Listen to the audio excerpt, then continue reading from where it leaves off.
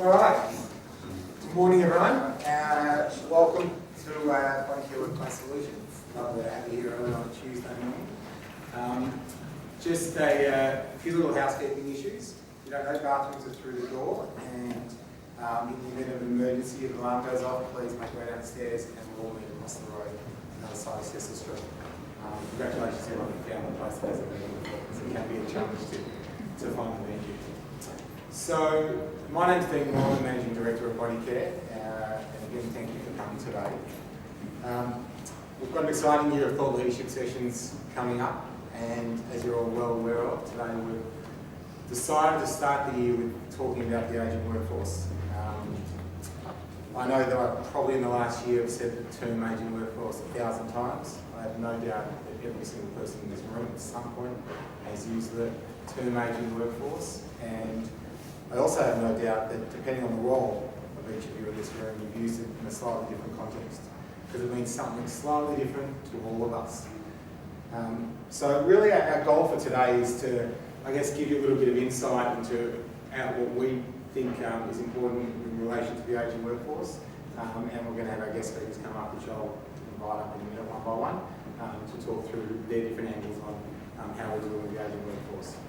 I thought this was a great opening slide, and the reason being is if you have a look at it, I actually wanted to put a slide up there of myself and my grandmother when I was a kid, but it didn't actually come together. But if you have a look at it, you know, when we talk about ageing workforce, we're really thinking, are we thinking about the older group in the workplace and what are we doing with them because they might be becoming a higher risk to us now in our organisations, or are we talking about the younger kids that are coming through and how we're going to nurture them over the next few years as our younger grads are coming through our business, and we're making sure they're going to be fitter and stronger as they get older. So I think I'm going to try and dive straight into some nitty-gritty today. Some really important stats, really important to understand why we've got an ageing work group and what's happening out there. For one thing, the current generation have had less kids than earlier generations. So there are less people coming through workplaces today. But more importantly, in 2002, there were 5 people supporting essentially every person over 65. So from government supporting older people. It's now, by 2042, it'll be 2.5, and it'll slowly deteriorate. What does that mean? Less younger people supporting the older generation. What does that eventually mean? What ultimately means you've got to be working longer through your life as you get older. And obviously, that creates a lot of risks and hazards, and it's the reason we're all here today to talk through how we can lower the risk in our organisation. Some really interesting stats. In 1960, the average life expectancy was, if you look, 74 for a female, 67 for a male. We're standing in 2000, and 2013 was 84 to 80, and that is continually going up and up because modern day medicine is getting better and better. Some other really interesting things, the average, in 2011, the average age of an Australian was 37. So, I'm not sure about you, I'm just over that. I'm not sure if I think I'm in the average, but you think about your work group and what happens to the body as people get older, really beyond the age, it's scary, beyond the age of about 32, our physical bodies start going backwards slowly. We really ramp up and then we hit our early 30s and then things start to deteriorate physically. So 37 is a really interesting number when you think about your work group out there. I thought this was really an interesting slide because this sort of comes back to what I was talking about before. We're all trying to get a feel for how we deal with this ageing workforce. When we speak to a lot of this generation in companies, they'll all say the same thing. When they were younger, no one really cared about it. There wasn't a room full of people that dealt and cared with the health of employees. And they're all older now, and they've got issues with knees and backs and necks from a physical point of view. And they all say, we wish we had the attention that the younger generation are getting today, which is a great thing to hear, to be honest, and it's often a message they share in workplaces. When we talk to the younger generation, they're this generation that are being pushed harder than they've ever been pushed before, physically and mentally. And so their bodies are then being pushed harder, and therefore they're more likely to break down. But the group in here specifically, and more importantly, everyone out there now is taking far more care of themselves at this age, and hopefully we're going to get much better outcomes as they get older, and that's one of the things we'll be talking about today. So we've got a lovely lineup for you today. We're going to start with, when you can pick your age, you'll be very impressed. You look a lot younger here, by the way, and just to let you know, it's Rodney Hamill's birthday today, so we are celebrating on the day of when we're talking about ageing workforce. It's Rodney Hamill's birthday. So we're going to start with Georgie Chapman from, as a partner at HR Legal. Georgie's going to talk to us about the legal obligations associated with providing a safe working environment whilst ensuring that older employees are not subject to discrimination. So we're going to bring the lawyer in. A lot of people bring lawyers into their companies when there are problems. We're going to be proactive and bring the lawyer in today and give you the heads up on what you can and can't do. We're then going to ask Tony Fell to come and join us. Tony's the director at the Zolt Group, and he's going to talk to us about the different generations and how they work together and how to bring them together in the workplace, and elaborate on that. And then lastly, I'm going to invite Rodney Hampel, who is one of the partners here at Bodycare, to get up and really give you some case studies and a bit of, hopefully, maybe even some solutions around how to manage different working groups and to ensure that as your employees are getting older through their working life, they're healthier and fitter. So why don't we start with bringing Georgie up, and welcome to it.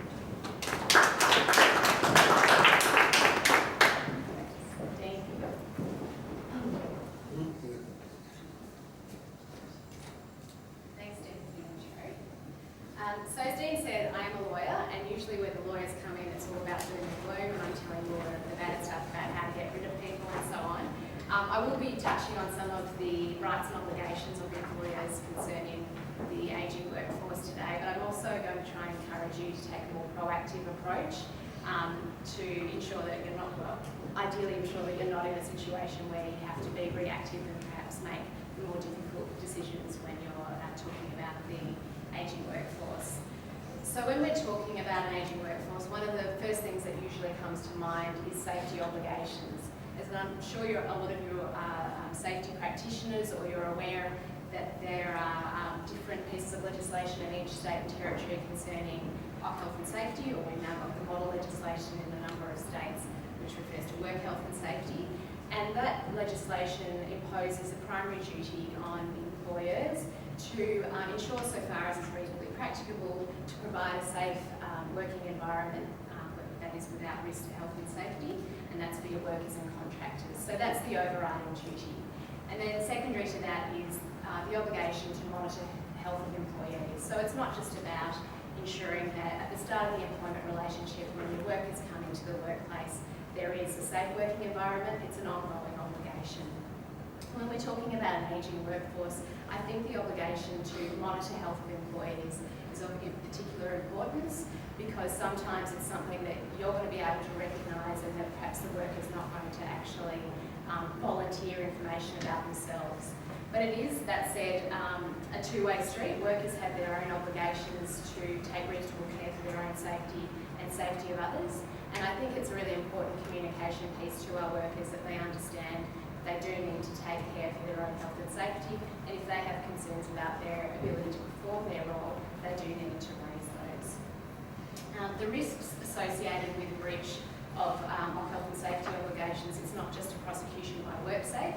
That might be a longer term issue if there is serious safety incidents, but we're more likely to see workers' compensation claims, and particularly where we've got an ageing workforce. A number of our clients in the manufacturing industry can often see that as they get workers towards the end of their life, there's a spike in workers' comp claims. And if safety risks aren't managed and they're not really monitoring the capacity of employees on an ongoing basis, then you're more likely to see workers' comp claims. And when we're dealing with people who are later in their careers, it's less likely that you're going to be able to see a return to full capacity. So when we're talking about meeting those obligations, what is reasonably practicable? Well, ideally we want to be seeing a sort of a holistic approach that starts at pre-employment screening. And what that means is before employees are employed, and that's whether they're at the start of their career or midway through their career, before they're employed, you're actually asking them the question, do you have capacity to perform the role we want to employ you in?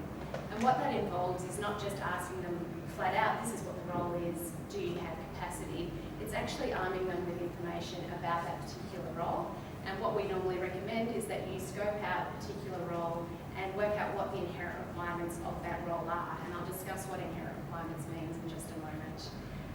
And then you ask the employees or prospective employees, do you have a pre-existing injury or condition that may impede your ability to fulfil the inherent requirements of the position, or may you be at risk of an exacerbation of that condition? And so you really arm them with the information to make that assessment and to make the disclosure. It's also important from a discrimination perspective, and I'll come to that in a moment. Now, when we're talking about during the employment relationship, ideally we would recommend that there's a fitness for work policy in place, which informs employees that they may be required to undergo fitness for work testing during the employment relationship. So it might be you have a concern as to whether they can perform the inherent requirements of the position, you're able to have them assessed. And ideally that would tie in with the employment contract. Employees would be on notice that there is a fitness for work policy, and that way if you do want to have them assessed, it's less likely to be met with resistance because they've been aware from the outset that there is this policy in place. They may be required to undergo the fitness for work testing. Of course, if there is a concern due to age-related degeneration or issues with capacity that an employee can't perform a role safely, it's really important to act. Obviously a work health and safety regulator isn't going to look kindly on a situation where an employer was aware of issues with someone's capacity and then they're allowed to continue working, particularly if it's a high-risk environment. So you do need to act, have that assessment undertaken, and ideally have the assessment undertaken by someone of your choosing, whether it's an occupational therapist or a doctor, whatever is appropriate in the circumstances, and arm that doctor or professional with the details of the inherent requirement of the position so that they can make an informed assessment. So what do I mean by inherent requirements? What it basically means is the key physically and cognitively demanding aspects of the role. From a legal perspective, it's generally defined as the characteristic or essential requirements of the employment as opposed to periphery requirements. It's important to recognise that this is different to the job description, so there may be day-to-day tasks that an employee is required to fulfil, or KPIs and those sorts of things. That's not the same thing as the inherent requirements. We do see sometimes employees are sent for assessments or questions are asked of their treating practitioner. They're given a job description, but they're not actually outlining what the physical or maybe cognitive requirements of the role are, so that professional can't make an informed decision. So it is important to be able to have those documents in place so that the assessments can be properly undertaken. And as I've said, that will assist with pre-employment screening, also work cover claims management if claims are made, and determining ongoing fitness for work. So just briefly, discrimination claims. You may be aware that there is discrimination legislation at both state and federal level, and there is a prohibition on discrimination on the basis of disability, so it might be if a worker has some sort of physical incapacity, or on the basis of age. Now there's also the obligation to make reasonable adjustments for someone with a disability. So what that means is if you're aware of a disability, you may make certain changes to the way they perform their role. However, they still need to be able to perform the inherent requirements of their role if the reasonable adjustments are made. And it is a really important carve out from unlawful discrimination, that if an employee can't perform the inherent requirements of their role, taking action, for instance, not employing a person from the outset or terminating their employment won't actually be unlawful, but you need to be able to demonstrate that they can't perform the inherent requirements. And it's also, as I said, to protect the health and safety of a person. So if you feel that someone may have an incapacity, you might want to suspend them from performing their duties until an assessment can be taken because you're concerned that there may be a risk to their health and safety if they continue to perform the role. Now, onto something that's slightly less doom and gloom, flexible working arrangements. You may be aware under the Fair Work Act that there is the ability for certain employees to make a request for flexible working arrangements. On the commencement of the Fair Work Act, that right was for people with parental responsibilities, but it's since been broadened. And if someone has completed 12 months continuous service and they're 55 years or older, they can make that sort of request. And what that might involve is a request to change hours of work. It might be they want to move from full-time to part-time, or change their start and finish times, or even changing patterns of work or locations of work. Now, a request has to be made in writing, and an employer has to respond to that request within 21 days, and it can only be refused on reasonable business grounds. So it's important to recognise it's not a right to have the request agreed to, but you do need to give it genuine consideration, and the sorts of things that might be involved in reasonable business grounds are, what the impact on the broader team would be if you agreed to the request. So for instance, sometimes if someone wants to go part-time or have different arrangements put in place, it puts a greater burden on the existing team that might create a risk to health and safety. So that's something that you would consider. But it might also be that you can have someone else come in on a part-time basis and that would actually work. So those are the sorts of things that can play into that situation. And it is a right to request, but it might also be that rather than being reactive and waiting for the request to be made, if you can recognise that one of your workers, and it might be someone you really value, you just feel like they're not keeping up anymore, or they're not managing the workload or the environment so well, that you might actually look at having a frank discussion with them and say, you know, what are your long-term plans? Would you consider making sort of certain adjustments heading towards retirement? And obviously you're not going to say, as soon as people get 55, right, let's talk about how we're getting you out of the business. But sometimes having those sorts of conversations can be actually really well received by employees, and they might actually be thinking about retirement but not knowing how they're going to get there, and thinking that it's just a matter of moving from full-time to nothing. So Tony will probably talk about having some more difficult conversations, but it's just something to bear in mind, to be a bit more proactive rather than reactive. So now I'm going to move back to the doom and gloom.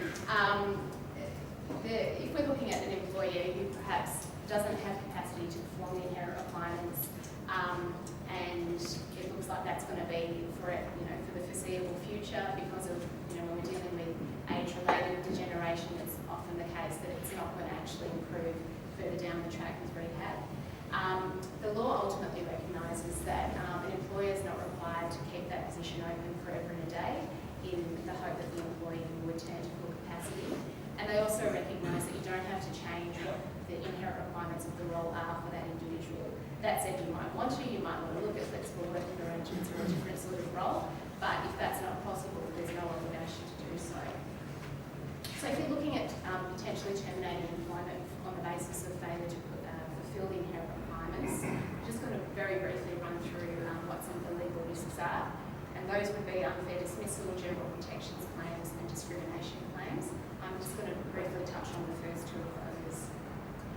So when we're dealing with unfair dismissal claims, these claims are made to the Fair Work Commission, and an employee has to be with you for 6 months of continuous service, unless you're a small business, less than 15 employees, then it's 12 months. There is a high income threshold of roughly $136,000 at the moment that they have to be underneath. If they are covered by a modern award or an enterprise agreement, they can make the claim regardless. So to defend an unfair dismissal claim, you ideally want to be able to show there was a valid reason for dismissal and that there was procedural fairness according to the employee. When we're dealing with physical or mental incapacity, what we recommend is you go down a show cause path, and you essentially say to the employee, on the basis of current information, it seems that you don't have capacity to perform the inherent requirements, and you won't be able to return to perform all those requirements in the foreseeable future, but you give the employee one last chance to provide you with medical evidence to the contrary. And in doing so, you're arming yourself with a valid reason, because assuming they can't come back with medical clearance, they don't have capacity to perform the inherent requirements of the role, and you're giving them the chance to go through that process, so there is procedural fairness. There is always, of course, the opportunity to look at a mutually beneficial separation, so having a discussion with the employee, and perhaps an ex gratia payment is made, particularly if it's a longer-term employee. If you do so, we always recommend that you have them sign a deed of release. So the general protections claim is also made to the Fair Work Commission in the first instance, but if it's unsuccessfully resolved at the Fair Work Commission, it goes to either the Federal Court or the Federal Circuit Court. So at that stage, that's what ups the ante, and things get a bit more formal and expensive. So the adverse action regime basically makes it unlawful to take adverse action or termination of employment for a prohibited reason. That includes physical disability, age, so sort of discriminatory attributes, or if someone's on a temporary absence for illness or injury. And the temporary absence is basically less than 3 months where they're on paid leave for duration of the absence.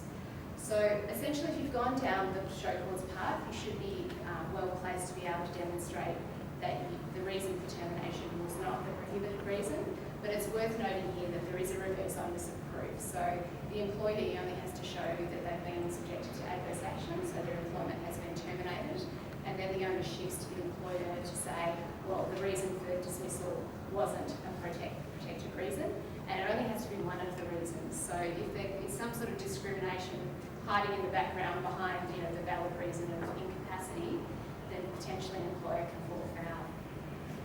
I'm just very briefly going to talk through a case study on this that sort of demonstrates a worst case scenario. Health perspective, people that tend to suffer from mental health issues more between their 20s and 40s than they do beyond the ages of 60. And at the same time, gone are the days where people are retiring in their sort of mid to late 60s and playing golf 4 times a week for the next 25 years. I know we all say we want to do that, but the reality is I think we'll be bored pretty quickly. Well, Matt Reed probably jumping for joy and running out of here straight away. But look, I think that we need to consider the extent to which prevention really might take, I suppose, some pressure off some of the elements of dealing with sickness and injury. And I think that we have to really try and, as health professionals, as employers, try and enhance the sustainability as a system as a whole, and most importantly, bring the benefits of an improved quality of life to the people around us at work. So I suppose let's just take a moment to consider the physical implications of ageing. As we old, the obvious things are, our skin changes, our muscles change, we lose, I suppose, some muscle mass, some muscle density. There's a bit of statistical information in there that people lose about 30% of their strength between the ages of 50 and 70, and then another 30% of what's left over thereafter in the decade ensuing. And people lose about 1% of their lean muscle mass every year after 40. Now, if we consider if you're working in the logistics, manufacturing, transport kind of role, that has huge implications for people when a majority of the workforce might be in their mid to late 40s or even into their mid to late 50s if you're in your manufacturing game. Obviously, that the likelihood of an injury does increase when one does start going through these aging changes. We all know about the risks of falls. We know about the risks of injuries, such as back injuries or degenerative changes that actually occur. I haven't actually thrown any statistics up against this because, unfortunately, whether you look at Safe Work Australia, the World Health Organisation, or the Australian Bureau of Statistics, there is a large number of stats that could be anything from 5% more likely to fall when you're over 60 to 35% more likely to fall. So I think that to cast any aspersions aside, let's consider that they're all more likely the older we get. I can't exactly give you a right number. Then I think that when we consider also, when we do get a little bit older, our likelihood of recovery in such a fast, as quickly as possible, doesn't tend to happen as quickly as we'd like it. We all follow, we're in Australia, we all tend to follow some kind of sport. You all talk about, the old man's injury, the 32-year-old male having a calf injury. All of a sudden, I feel really old. And so we're 2/3 of the room, maybe 95% of the room, actually. And I think the one we need to also consider, when we looked at our statistics, Bodycare actually collected a number of different stats of the injuries that are seen on site. We also tended to see that people with sustained injuries who were over the age of 60 tended to have longer recovery periods, they tended to require more treatment and tended to spend a longer time on claims, and they were actually even more likely to re-aggravate their pre-existing injury. So we took a lot of that information from our own Bodycare workplace data that we collect from our clients that we work with. But it's not all doom and gloom, and I know that's a term that we've sort of thrown out today a couple of times. The ageing workforce does offer some huge benefit. I mean, we all do tend to know that for the most part, you tend to get a huge number of attributes. For the most part, people in a mature workforce are more willing to work different schedules, are happy to serve as mentors, especially when you engage them. And I think that's something that Tony really drew upon today, is having the ability to have the right conversation with people, having the ability to engage with them properly, use the right kind of language, means that you can get the most out of the engagement of that individual in the workplace. So if they are an older boilermaker, for example, and they can't get down on their knees and do the confined space work the way they used to be able to do it when they were in their 30s and they're now in their 60s, give them a role as some kind of mentor, and a lot of them do tend to flourish so long as it's sold to them in the right kind of way. I think that, as Tony touched on as well, people of the baby boomer generation tend to have a really good, strong work ethic, and there's huge amounts of loyalty into the workplace, and they tend to take work really seriously, and there's a huge amount of commitment to the work that they're doing as well. Very different to, say, as Tony spoke about, people that are in their 20s, let's say today, tend to shop around and tend to go from career to career, sometimes changing industries, sometimes changing roles entirely, for the opportunity of just having choice. And I think that's something really important to consider when we look at how you actually consider future-proofing.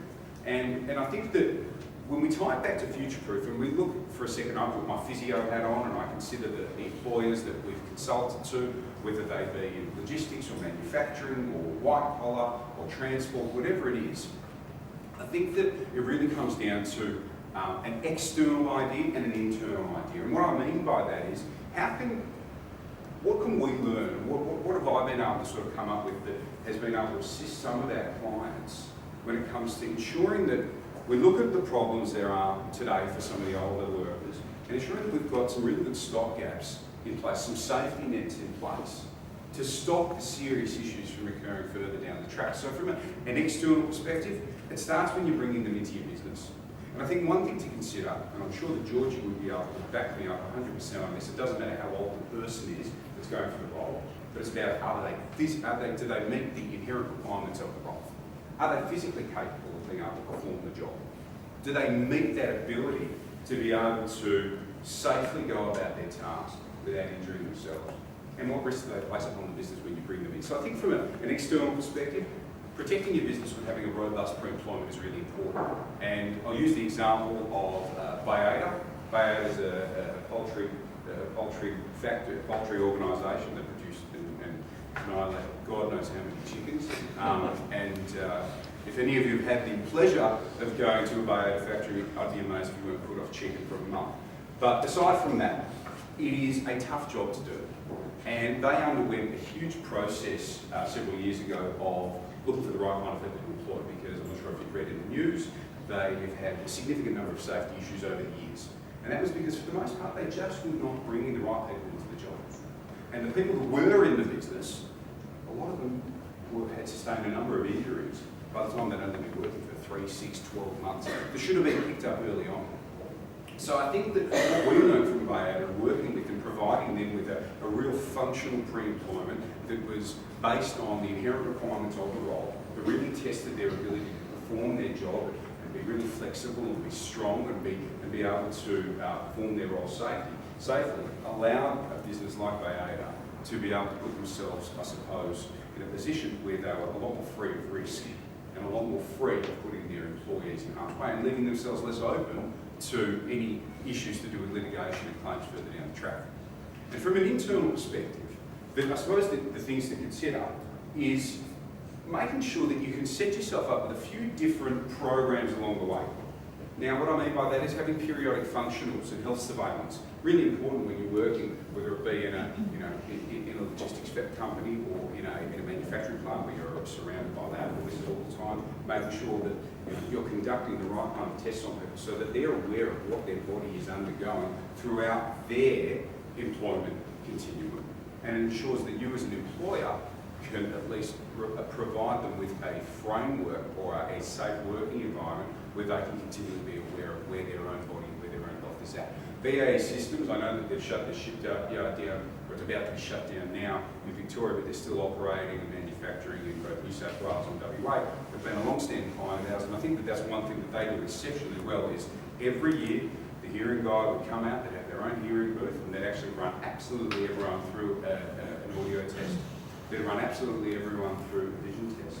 And they would be running as the on-site physio at the time. I would be running periodic functionals on people over the age of 50, 55 and 60. And we actually set it up in such a way so that the guys that were over 65 that had 2 weeks off from work, whether it was for a holiday, for illness, for surgery, whatever it was, they'd come in and they'd see the physio just to make sure that, how's your squat, how's your shoulder strength, how's your range of motion. Oh, it's a little bit off, we'll do these 3 exercises. Let's see you 3 times over the next 3 or 4 weeks. Let's make sure your exercises are on top and your body is strong and healthy. And for someone that was over the age of 55, we do it if they'd been away, for a couple of weeks. If someone was over the age of 50, we just get them in every 6 months just to make sure their bodies were right. And I think that what we learned from that was people become a lot more aware of where their own bodies are at and what they've got to do to keep healthy. Because as employers, it is upon us to create an environment where people are safe at work. And safe at work doesn't just mean that they can do their job safely, that they've been given all the tools while they're at work to be able to ensure that they are healthy at work as well. I think one of the other programs that we introduced was a functional warm-up training exercise program, and there was a blinds manufacturer in New South Wales called Hunter Douglas that we worked with, and they actually came to us and said, look, we need a program just to get people out of their seats and get it moving. You know, we've got a very different kind of, well-setting culture, a bunch of baby boomers. They're all very much headstrong, and none of them want to talk about their issues. Yet we can see that there's a number of claims that are going to come up and become an issue for us if we don't deal with it sooner or later. What we actually implemented was initially a bit of a warm-up functional exercise program for one particular group of people. I think it was about 20 or 30 that would be in one particular area, the machining room. And initially, it would be a little bit of hesitation. You would have a bunch of guys, we picked out a champion, we trained them up, we put together a few exercises which were relevant to their job type.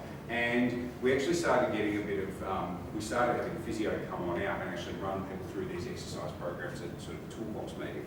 And over time, what started as a few quiet grunts and a few blokes just sort of talking to one another and sort of having a bit of a babble to one another as they were getting ready, became a real windfall for success in terms of culture and engagement. Because before you know it, over a period of sort of 6 or 8 weeks, you had all 20 odd people engaged, doing the exercises together, having conversations with people they would never normally talk to, and it actually really transformed a whole team. And what we actually found was after measuring their capability pre and post, they were all stronger, they were all fitter, they had better flexibility, they were all more capable of doing their job and less likely to injure themselves. So there were a couple of really good trade-offs there. There were a couple of really good bonuses there that came out of not just getting a stronger workforce, you had a workforce that was able to improve their culture, improve their engagement, improve their satisfaction at work. And that then has set up that particular business to be able to run that across the whole company. And the benefit of that ultimately is it is setting up the earlier stages to be able to ensure that we're future-proofing, so to speak, so that it's not just about fixing the guys when they're broken further down the track. They're actually